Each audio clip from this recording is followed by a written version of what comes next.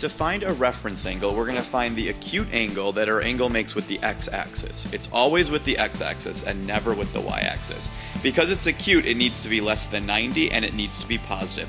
So there's some formulas you can use that we talked about in class, but I like to use some simple geometry instead. So let's go ahead and sketch a 145-degree angle. So it would look something like this. So the reference angle is going to be the acute angle that's formed between this and the x-axis, never the y-axis. So the acute angle I'm looking at is the angle right here. Well, like I said, using some simple geometry and the fact that I know that this is 180 degrees, all I have to do is figure out, well, if I've gone 145 to get here, how much further do I need to go to get to 180 degrees? And doing some simple subtraction, that tells me I've got 35 degrees farther to go, so 35 degrees is going to be my reference angle. Okay, it's that simple, no formulas required. Next up, I have 280 degrees. So again, let's sketch that angle. And let's see, I know that down here would be 270, so I've got to go a little bit past that. So 280 degrees is going to be somewhere there in quadrant 4. Again, I want to find the acute angle that's formed between the angle we drew and the x-axis. So what a lot of people do in this case is they know that this is 270 degrees, and so what they want to tell me the reference angle is they find that angle right there and tell me it's 10. And 10 degrees is not the reference angle this time. 10 degrees is formed with the y-axis, and our reference angles are never found with the y-axis. They're always found with the x-axis, so that's what I want to find. Since I know, though, that this was 10, I guess it could be somewhat useful. Using some simple geometry, since I know that's 10, then this must be 80 degrees, because it needs to make up the quadrant of 90. Some other ways to think about this, I know a full circle is 360.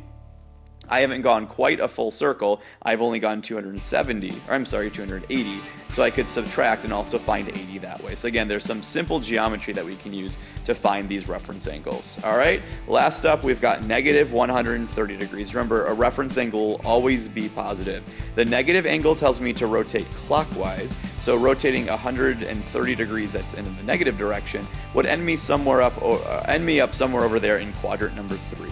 Again, a reference angle is always found between the x-axis and never the y-axis. There's some formulas we can use or use some basic geometry. Knowing I've gone 130 degrees, and I'm just going to ignore the negative at this point, I know once again that to get to 180, I've got to go 50 degrees farther. So my reference angle is going to be 50 degrees, a positive acute angle. Not negative 50, just 50 degrees for that reference angle. All right?